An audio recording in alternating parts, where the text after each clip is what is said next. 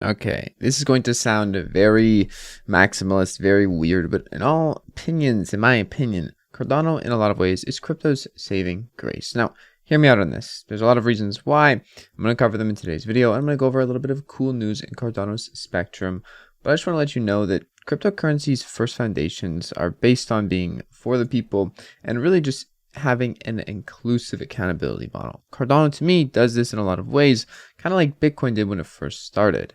And in some ways, Ethereum and other blockchains are doing great on these fronts, but they're lacking in some of the ways for people from other parts of the world who aren't super rich or well off already to get in on the action and participate in a fair system, a truly fair, decentralized one that we can trust.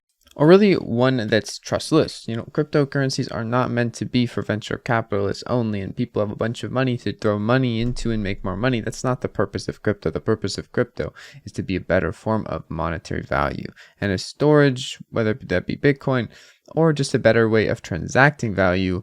That's really the whole point of crypto, being both, being able to be a little bit versatile on those fronts, but also while not being in control of, say, the governments or any one central party, and putting all the control and a lot of the responsibility onto the users put on the platform. And there's going to be other ways inside of crypto that negate this because not everyone likes responsibility. Newsflash, people want people to take care of their money for them, even if it's to their own hindrance. But these things also come with risks. If you're taking care of your money, you have a chance to lose it and not getting it back. Now, aside from that stuff, I want to mention Cardano and some of the fair opportunities that Cardano offers in today's ventures and why Cardano might be crypto's saving grace. Recently, I even made a video on Cardano talking about how the entry cost to be an operator, or really the equivalent of mining in other blockchains on Cardano, is significantly less and almost less than $1,000 if you want to get started for a stake pool here on Cardano, which if you're on Bitcoin, it's like you're mining Bitcoin. Now, Cardano's method also includes social staking. So you need social capital and not really a bunch of money to get started, but rather a bunch of people's money or people around you to believe in you as a leader or someone who's going to take care of their rewards in this space. And they're not giving their funds over to you. Cardano's staking system is very, very good, but we're not here to just talk about that today. I also want to mention how Cardano, the entire ledger size of it, not only the hardware requirements significantly less and allow for a lot more people to get in, it's more inclusive, but also the ledger is less than 100 gigabytes, fits on a small USB stick that you can buy for a few dollars, and this is one of the smallest ledger sizes in crypto in general, making it doable for anyone with basic hardware to verify the entire blockchain, thus facilitating inclusive accountability. This was a point of crypto, to be accountable, to be inclusive while doing so, and Cardano is doing that right now. Now, Cardano's ledger size, it's going to get a lot bigger. It's not always going to be this way.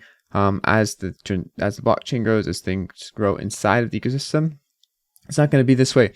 But the point is that the amount of transactions they can fit inside of a Cardano, ledger is a lot more than other blockchains. And also, all these transactions, the fees used to pay for them were not ridiculously high gas fees or super high prices, dollars upon dollars, tens of dollars, hundreds of dollars in some cases to get them through onto the blockchain. In general, the newer the crypto, the higher the hardware requirements seem to be with all these new blockchains, Solana, Aptos, and much more.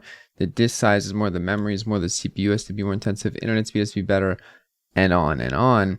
And the hardware to become a validator is just not budget friendly at all and definitely not inclusive.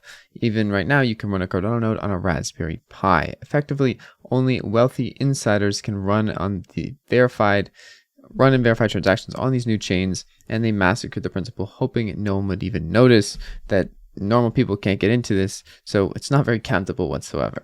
Another interesting thing is that you can run a prune node with only a few gigabytes, and you may not have access to the entire history, but you have full security of the current ledger. This is only thanks to the UTXO model on Cardano. In general, this video is more about crypto as a whole and what it means to be the point of crypto than just Cardano. I think Cardano embodies a lot of the original concept of cryptography and just cryptocurrencies in general with Bitcoin's inception and all the things that bring people to empower themselves with the tools that are being built here today. Not all of these are going to be decentralized or not everyone's access to them is going to be decentralized, but at the end of the day, all the things being built on a decentralized layer have a lot less susceptibility to corruption and governments and other parties coming in and slashing them out with their feet underneath them. I also want to take this time to put your comments down below right now. Tell me what you think crypto is all about, and if you agree that Cardano might be the saving grace for a lot of crypto's core principles compared to other blockchains straying away from them. I do think other top blockchains like Bitcoin and Ethereum are still going to be here in a long ways from now, and I think even blockchains like Solana or Aptos have their places in the realm, but I don't think they're in the same asset class sometimes as Cardano or other blockchains aiming to be crypto's pure and centric projects that are based on cryptography. Lastly, I want to mention that Cardano, outside of all of this technical stuff and all the core principles of crypto, also has things like NFTs, which actually benefit a lot of people and can do a lot of cool things that we're not going to get into all today. But in general, they're becoming a big thing. And Cardano NFTs specifically are being noticed recently. Forbes put an article on this that has like 1,300 likes. And it is an interesting article talking about how Cardano is now the third largest platform or blockchain by trading volume. And that's just for NFTs. So there's a lot of transactions on Cardano, but NFTs in general doing pretty well.